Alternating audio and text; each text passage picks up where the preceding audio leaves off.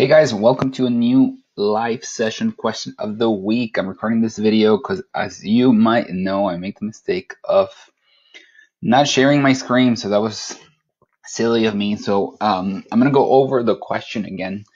For this week, we basically covered bidding. I think this is one of the biggest questions that I get is, target cost, the bid cost. How does it actually work? If you have a bid cap, how does it actually affect your campaigns? And so for this week's question, we're going to go over how does the auction work and how does bidding work within the auction so that you can actually answer this specific question. Because we actually will get questions on this in the exam. And so this week's question basically says, a retail advertiser launched a campaign in January with the following setup. Campaign objective, catalog sales, optimization event purchase, buying type auction, bid cap $20, products in catalog 70.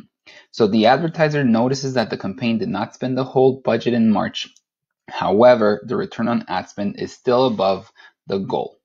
Refer to the following report, see image in the comments. And so in the comments, you could see this image right here.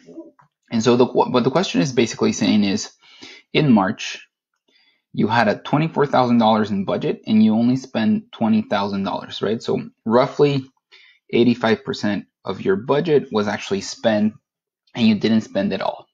And so what should the advertiser do to avoid underspending in April, right? So the question is basically saying, how do you go from 85% to 100%? How do you make sure that you actually spend the $24,000 next month once April comes, right? So in April, and you have $24,000 again, you want to spend the whole thing, right? And so what are your answers and what does this give you? So A, or 1, is increase the bid cap. B is switch to daily budget. C is choose a different optimization event. And D is remove products from the catalog. Most of you picked A, and the second one, which was increase the bid cap. The second one was switch to daily budget. So let's actually go ahead and analyze this question a little bit, because I think you're going to get a bunch of questions specifically on bidding here. So the first thing that you want to realize is what you basically want to do is you want to make sure you increase the spend, but you also want to make sure that you stay positive with your return on ad spend. And that's basically what the question is saying, is ensure that you spend this, but also make sure that you stay positive here, right? That my return on ad spend is positive. Meaning make sure that my CPA, my cost per action, is lower than my average sale, right? If you can do this, great. So I want you to make sure that to use the budget, but also stay positive. And so when you think about Facebook auction, right? How does the auction actually work? You basically have two players. You have users and you also have advertisers, right? So people trying to advertise on the platform. And basically the advertisers are bidding or trying to buy space within your newsfeed. So when you go into Facebook and you see an ad, you're having advertisers trying to pay or bid for that space basically within the auction, right? The question is, how does Facebook determine which ad to show? Which ad should they show to that specific user? And I would say there's 3 things that you want to keep in mind here. 1 is the bid, right?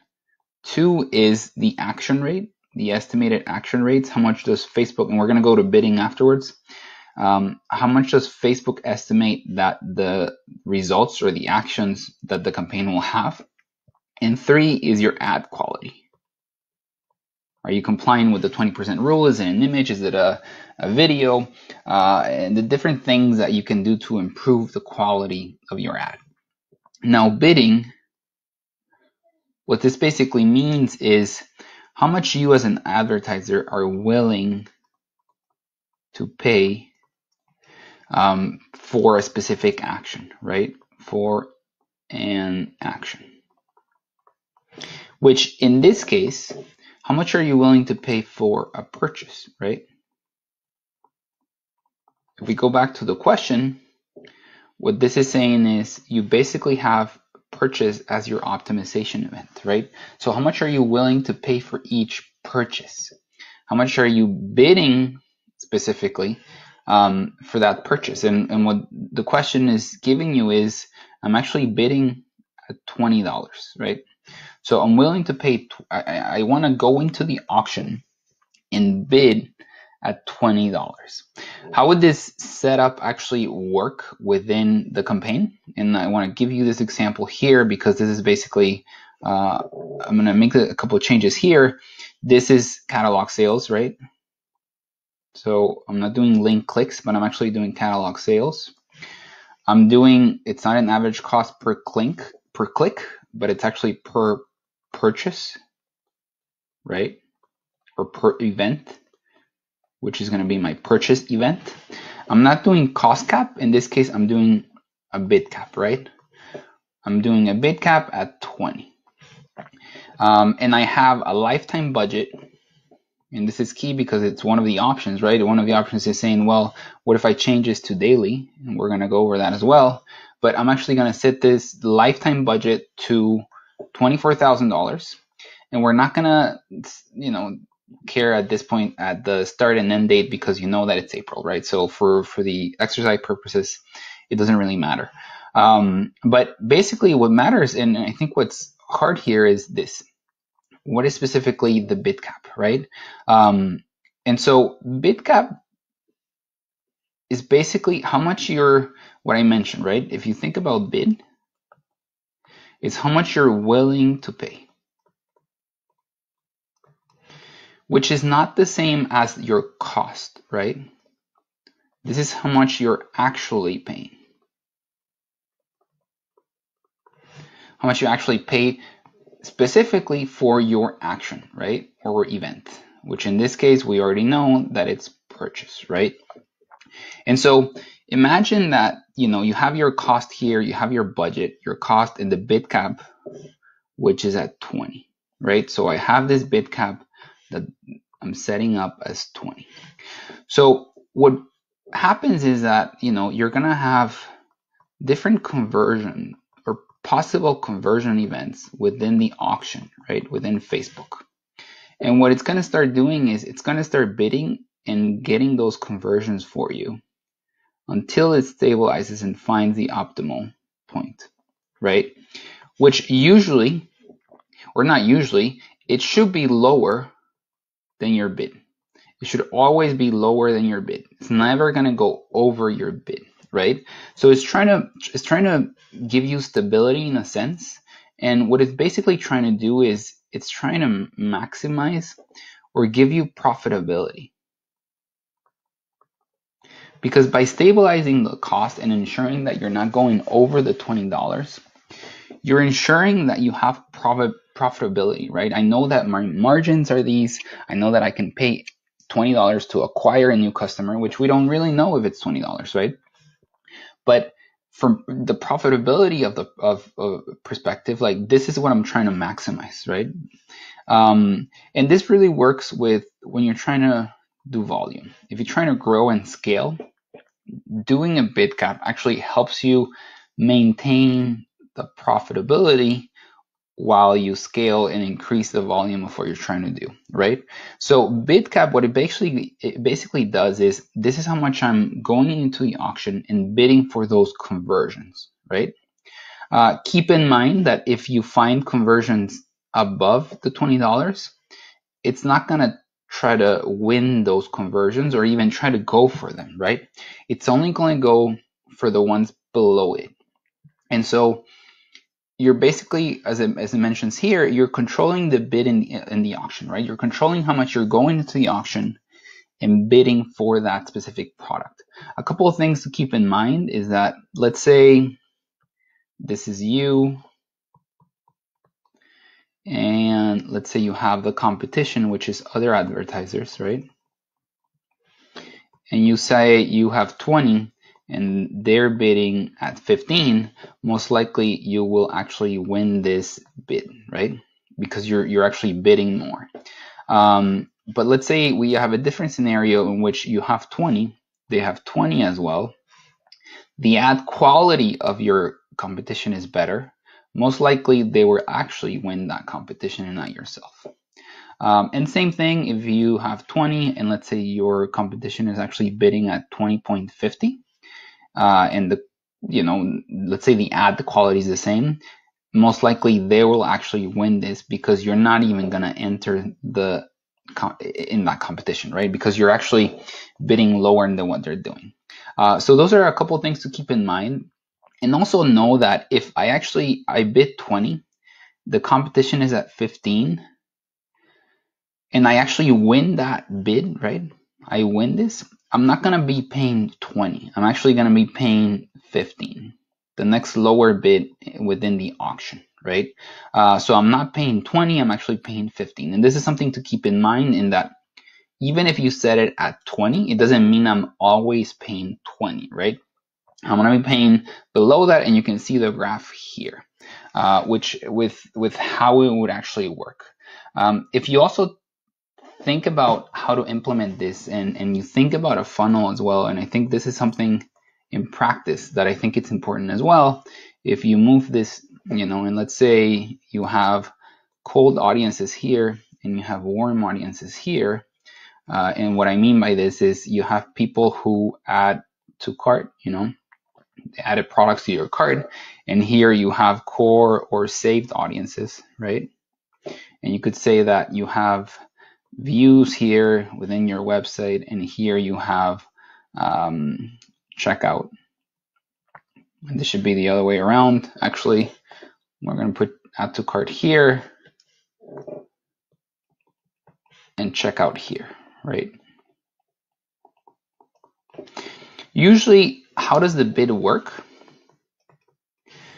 I should be willing to pay more for bids in the checkout than in a core or saved audience, right? If I'm willing to pay 20 here, I should be able to, or willing to pay 15 here, and let's say 18 here and 16. And if you think about why, I should be able to pay more here, right? Because these are people who are ready.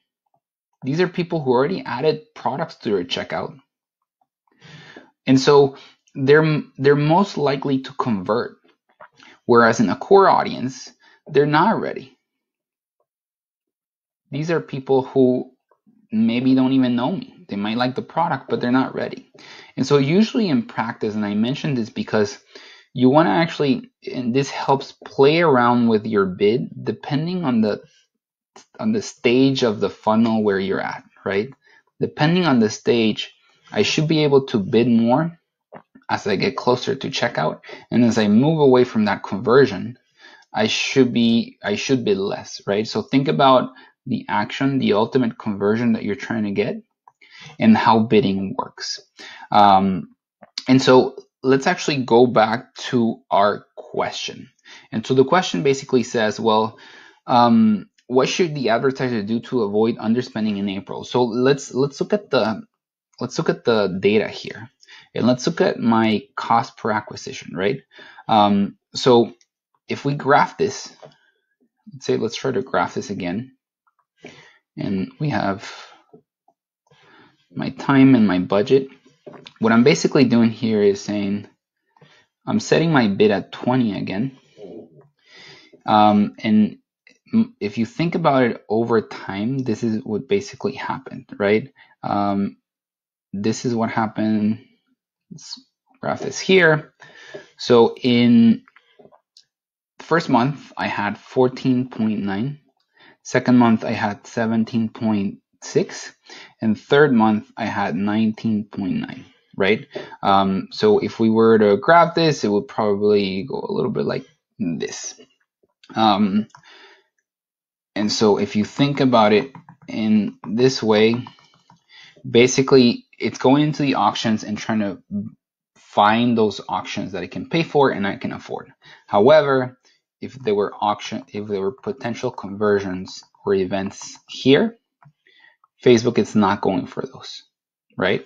And so in my last month, my cost per acquisition or action is 19.9. So what this is saying is you basically maxed out.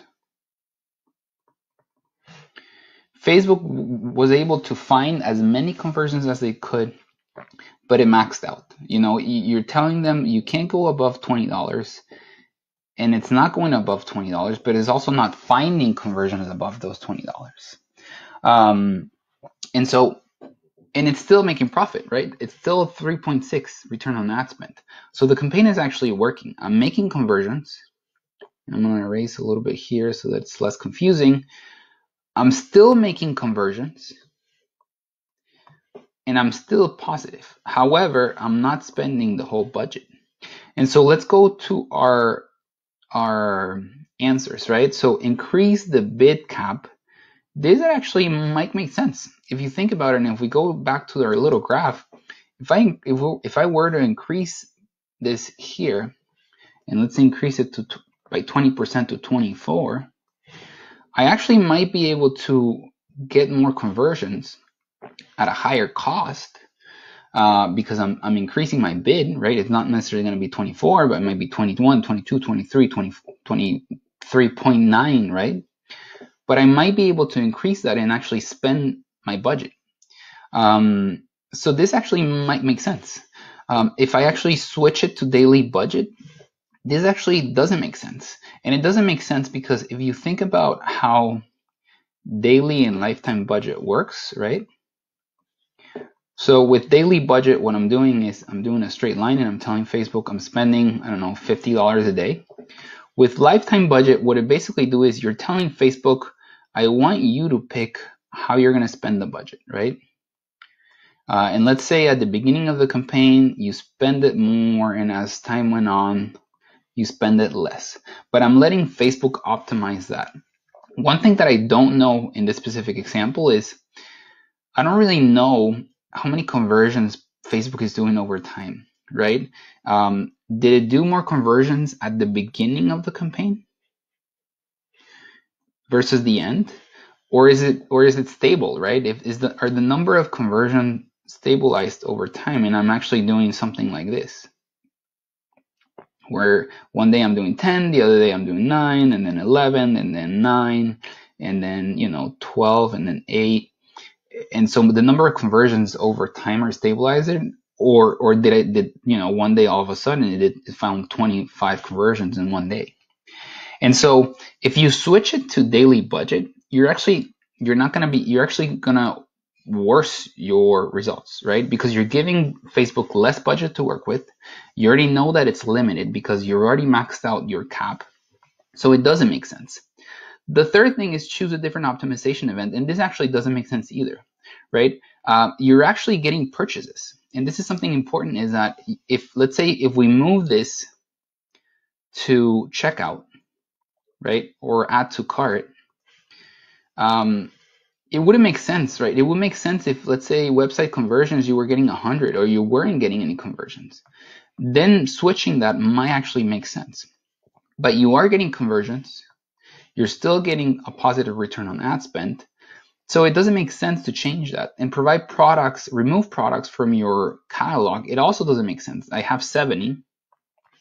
Think about it. If I go from 70 and I decrease that to 50, then I have less products to show.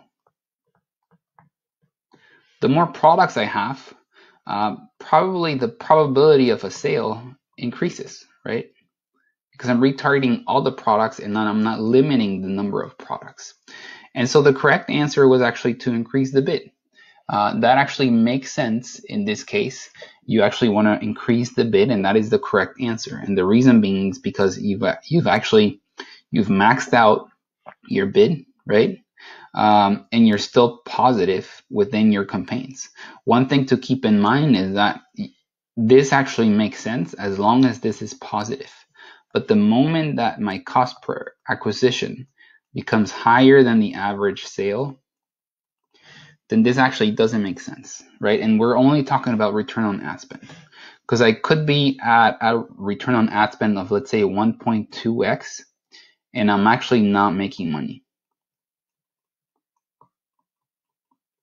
And this is something to keep in mind as well, is that if you have a product that you're selling for $10, it's costing you, let's say, I don't know, $8 to acquire. So this is your sale. The cost per acquisition is $8. And let's say that you are, so you have a margin of $2. So this is basically your profit,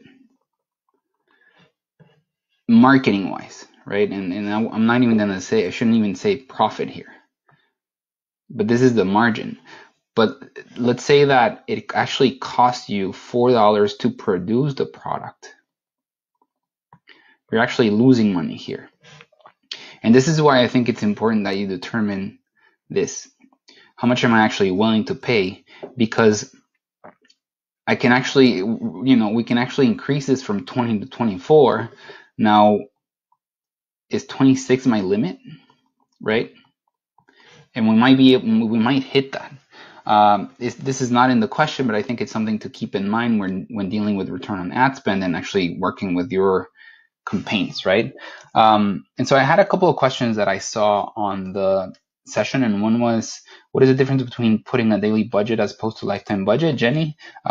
It's similar, as I mentioned, right? Lifetime budget, you're actually letting Facebook optimize that for you. With daily budget, you're streamlining that and sending that at a specific rate of spend on a daily basis, right? Is the bid placed based on placement? No. You can, but I wouldn't recommend it. I would actually do it automatic. You could say, well, I'm willing to bid more for stories or Instagram than Facebook, for example. But if you're starting out, I would do that automatically and actually play around with the bid cap. And one is understand the economics of your product and what you're trying to sell so that you know what your bid cap should be. Remove bid cap and optimize for return on ad spend. Yeah, I mean, that's basically what you're trying to do, William, is as I mentioned here, is you're trying to increase your bid cap, right, from $20, but staying positive. We're trying to maximize my return on ad spend, right, so that I stay positive with my specific campaign. So I don't see any other questions or comments, but make sure that you check our practice questions. We have practice questions where we basically go over questions that you can take as many times as you want. We do something similar to what we're doing today each Tuesday, where we go through a question, but you can actually you can select questions by lesson, by topics that you want to strengthen, and go over them. And make sure you subscribe to our YouTube channel as well. Jennifer, there's a video on daily lifetime budget that you can watch. And there's also a lot of videos on Facebook, best practices and things that can help you just better understand topics on the exams as well, and how to launch better campaigns. So I want to thank you guys for listening today. Make sure you stay tuned for this week. We publish every week a video, a question that you get to answer and select, and then we'll post we'll answer the question on next Tuesday's live session. I'll make sure that I share my screen. I apologize for that again, but thanks for listening, guys, and we'll see you next week.